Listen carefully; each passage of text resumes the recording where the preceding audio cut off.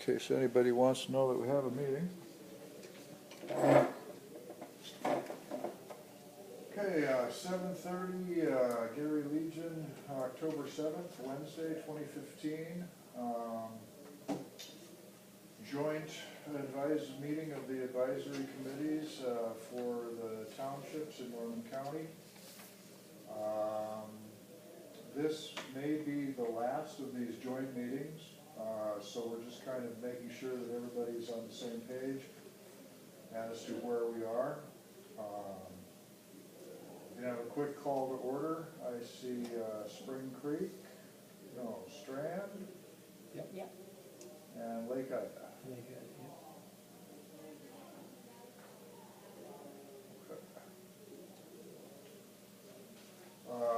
Just a quick agenda for tonight. Notes from the last meeting. Again, I was moderating, so here, you can have mine. Here, just take this.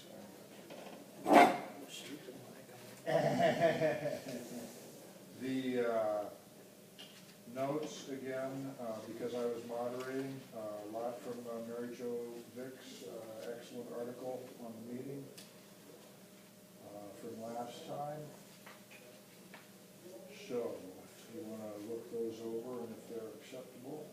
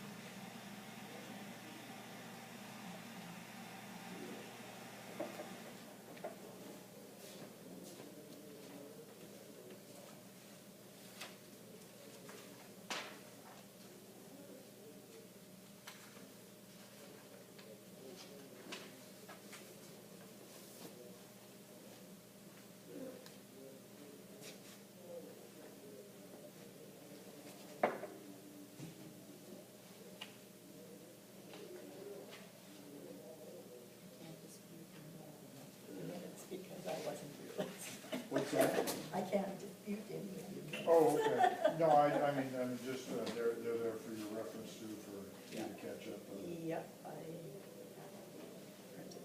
what everybody went over.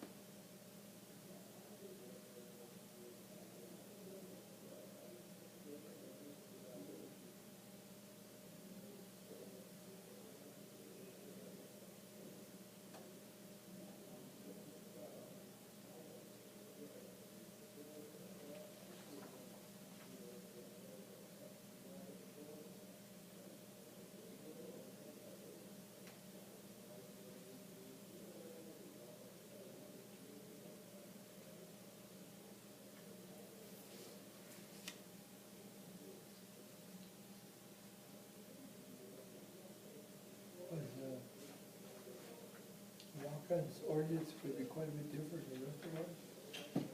I don't know, is that Larry? Larry, Yeah, has anybody got in touch with him lately? no, I haven't talked with him at all for some time. Okay. I'm not sure what the status has been on that. I didn't know if it, I was thinking maybe they might show up tonight, share what they're doing. Yeah.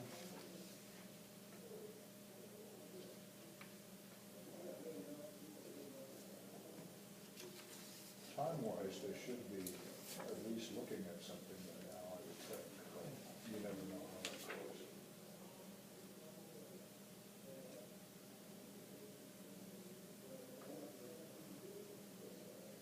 See, how much time does Sunday got left? The 6 months, I think their 6 months is up in December sometime. or December? Yeah. Okay. So we've got So, 2 months. They'd have to extend again the end of their regular meeting in November, they'd extend that. okay. Okay, are we all right in the notes, or any changes from last time? Okay.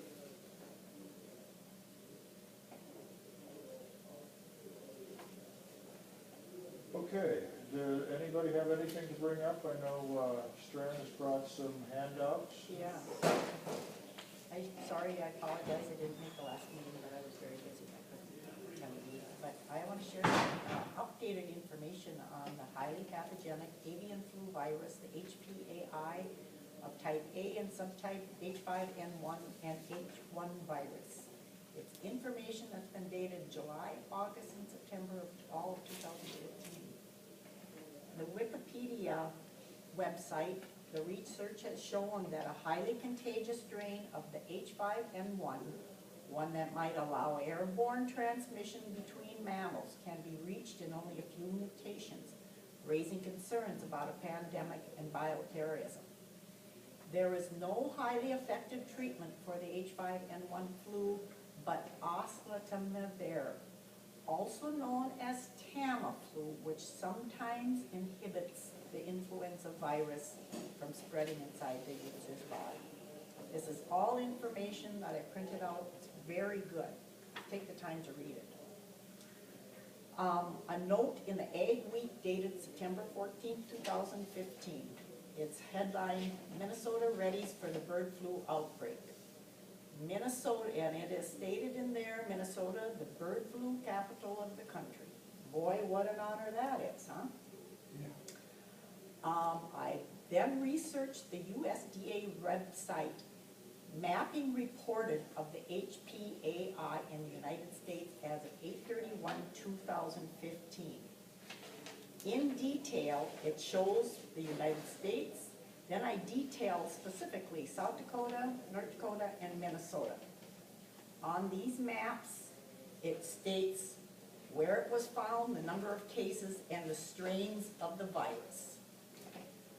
And Minnesota does have the most numbers reported, even more than the western part of the United States. And this is also a website to go. They have a lot of information on them about other specifics about this strain. And that's at the USDA, aphis.usda government, www.aphisusda.gov. I'm just kind of scanning over this because you need to read the information. It kind of is pretty self-explanatory. At an earlier meeting, I had presented an article from the Farmers Forum of how infected H5 poultry was euthanized, then mixed with the wood chips and beddings, and then mixed with manure and piled to decay, and then they would spread that on the fields for fertilizer. Well, there was an announcement by the USDA dated August 14, 2015. The USDA announces the availability of a draft environmental impact statement for mass carcass disposal and an environmental assessment for highly pathogenic avian flu. Noting on this statement that livestock carcasses in a large number can present a potential environmental risks. The agency must effectively manage carcasses in a mass animal health emergency to reduce potential risks to humans, livestock, and to the surrounding environment. So there are changes in the mass carcass disposal procedures. And this just came out in August. Animal and Plant Health Inspection Service, APHIS, issued a request for proposal for a HPAI vaccine as of August 18th, 2015. This information, like I say, it was just all of a sudden, things are starting to roll with what's going on with this H5.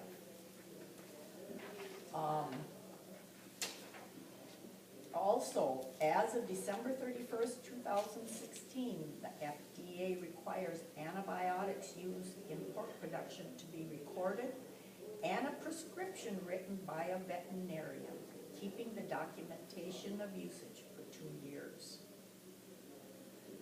Confinement of large numbers of poultry can and do create a mass area of pathogens. When a barn becomes infected with H5, if odors are noted by people in a proximity of these barns, airborne elements are present from these facilities.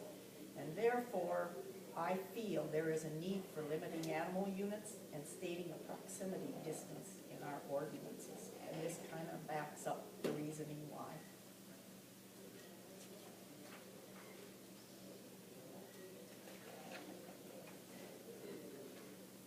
And that's all I have to say.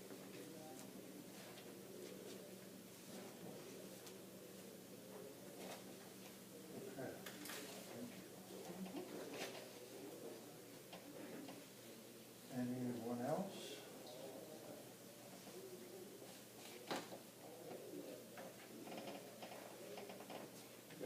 Yes, sir. A feedlot is a confinement where there's no vegetation. During, yeah, Concentration of animals. yeah, generally speaking, yeah. You go to a cow calf operation. What's a calf considered part of a unit? Yeah, I think, if I remember right, I read somewhere, I think cow calves are considered one unit. I think a cow calf is one unit. I'm not positive on that, but I think it is. Yeah, I talked to a guy today.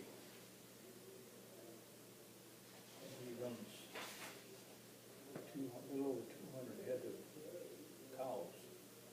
He says when they calf, he said, we're looking at possibly 400 head. Plus replacement heifers and breeding bulls. So I showed him the 300 number of calves and stuff, and he wasn't too enthused about that. But he's the only operation in Lake Ida that I know of that's got any amount of cattle like that. Are they confined? Are they confined? No, are they in a big open area where They're they're in pasture? They're out in pastures Yeah. in different places. Right. Yeah. Some are in Downsville. They move them around. That's Kettles. Yeah, yep. So they are moving the cows on open pastures. Yeah. They may be providing them augmented food, but they are in the main grazing on. Yeah, they've got feeders out there for the young ones. Right. But in the main, the cows have access to, they're eating off stuff that's Yeah. growing out of where they're walking. Yep. That then then they're not considered a feedlot. If they are not in an enclosed area specifically built to house them, where they never go outside, or if their manure is collected in a contained area, or if they never leave an area where they always where there always needs to be feed. If you don't bring in food, they will die because they're eating everything else to the ground. Then it's not a feedlot, and would not be restricted or regulated by the ordinances that the townships are considering. That numbers wouldn't have any effect really on that. No, That because type it's of operation, no. it's not even that's not considered a No. feedlot. That's not a feedlot. That's why the townships, as I understand it, are asking the attorney to draw up ordinances that are predicated on the idea that pasture operations would not be included in the same regulations that, for example, capped animal unit numbers for feedlots. With the idea being that if you have enough land to graze your cattle, then you're not a feedlot. You're not, and you're not a confined animal feedlot operation. Oh, the calves are with the cows right now, Yeah, and the pastures are getting short. But- yeah, yeah. But no, if during the winter months, no, it's during the growing season. The definition specifies they're on natural grassland of some kind, natural fields for, and they do not denude it completely during the growing season. So, he wouldn't be affected by, oh, he's got many, many acres. yeah, traveled. yeah. So And he wouldn't even be limited with animal units or anything, because No. he's not classified as a feedlot. no, But I told him that, but I wasn't sure, so. Yeah, well, No. rest assured him that it's fine. He's not Across the road considered a, from him is a feedlot.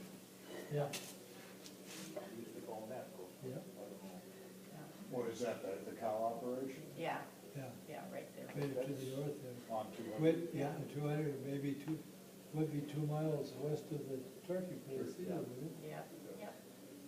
Yeah, approximately 2 miles, north side of the road. Yeah. But that's been changed now, but what I heard today, that they wanted to bring in a whole bunch of cattle there, about 2 or 3 years ago. But their manure handling system was designed for 600 head. And he said now they've got a dry lot field beside it, so they increased the head they can, amount of cattle they can have. That the one on Highway 200? Yeah. Okay.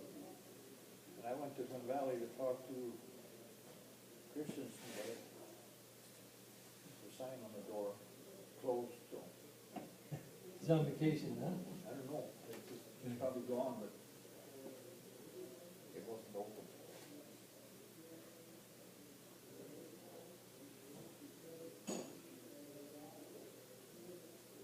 That makes a difference too, doesn't it, on how that operation is set up? I mean, if there's more than one partner in it, well, it's a family operation.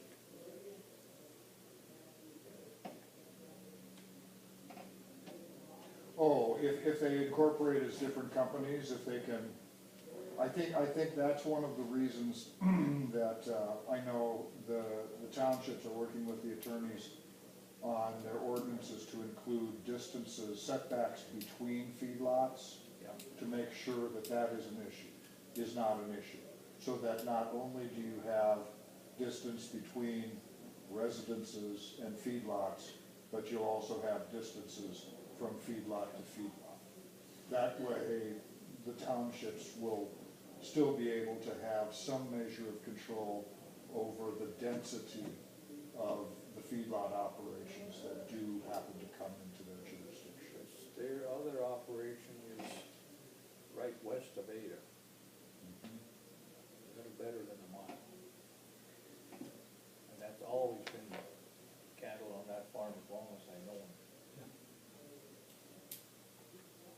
But there is more confined. But that's McDonald. Yep. Yeah, he don't have no pasture there whatsoever, do you? There's, no, there's a lot. That's Around, about it. around the barn there. They farm everything. Yeah. Do you know how many head he's got out there? No, I really don't. He just kind of threw out a figure. He said of 200 cows. And he said, when the calf was at 400 head, then we had some replacement heifers we probably held back for sale or whatever. And we got the bulls. They sell bulls. But between the two places would be, and it's, the place where they live here, this, lots of pasture. So you're saying he's got 200 cows total amongst the two, or he's got 200 here and he's got 200 here? No, I think it's a total. Oh, okay. Well, if he's got them spread over, if he has them spread over operations that are miles apart in Yeah. separate townships, I think that's another reason that he would not come under the effect of any feedlot regulatory ordinances. Because the townships wanted to be very careful about allowing the family farm, the pasture operations to continue unimpeded. This is basically a pasture operation, except during the winter. Yeah, that's fine. That's in the definition, it specifies growing season. Because Yeah, everybody's got to feed in the winter. that's right. You know, If he doesn't go, doesn't allow that. Yeah. Okay. Anything else?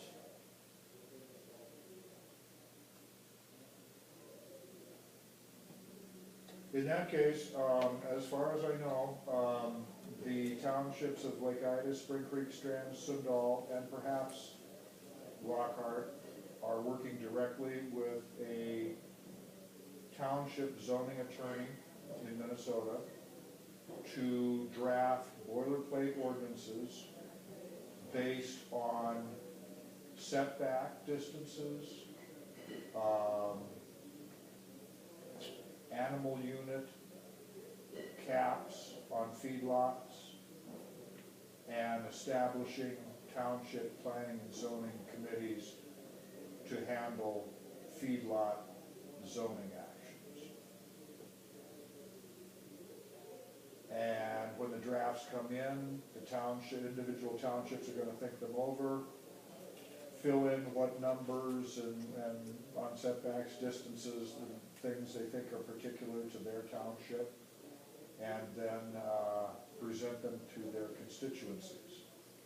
And take it from there. So the township members kind of didn't know if these joint meetings would be necessary anymore.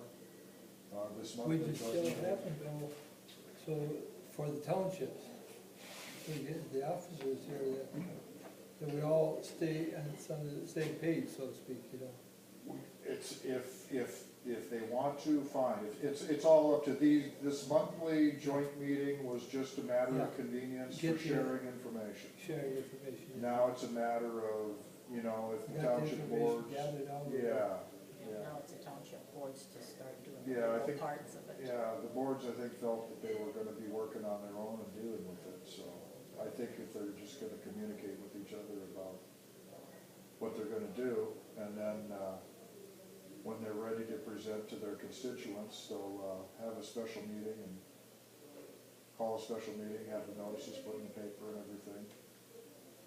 And then, see what the people think, have a hearing on their proposed ordinance, see what the people think.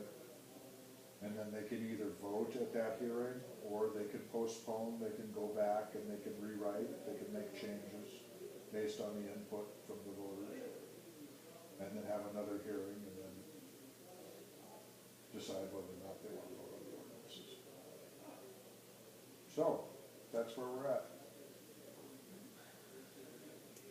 In every township, whenever we have a meeting, we gotta post it, don't we?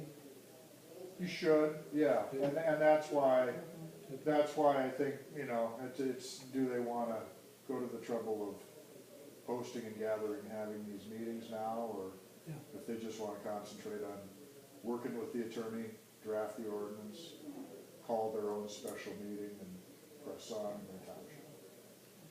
When is Strand's next meeting, the board meeting? It has to really be decided yet. Oh, okay. We just, You call them as needed. yeah, we just call it as needed, yeah. So I suppose whenever you get something Yeah, Yeah. back from It- the Well, lawyer. yeah, right now we're waiting for, Mr. Gilchrist, Yeah. the attorney, papers from the so attorney. we get the, That'll be 2 or 3 weeks before Oh, they okay. come in. 2 or 3 weeks on that, and then we'll be able to move on. Okay? Sounds good. Now, and of course, if anything does change, we can always get it in the paper and have this meeting again beginning of November. Yeah. So, Okay. there's no problem there. Okay. Sounds good.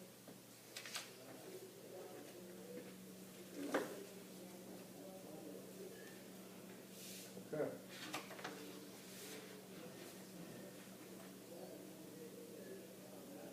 Does anyone have anything else tonight?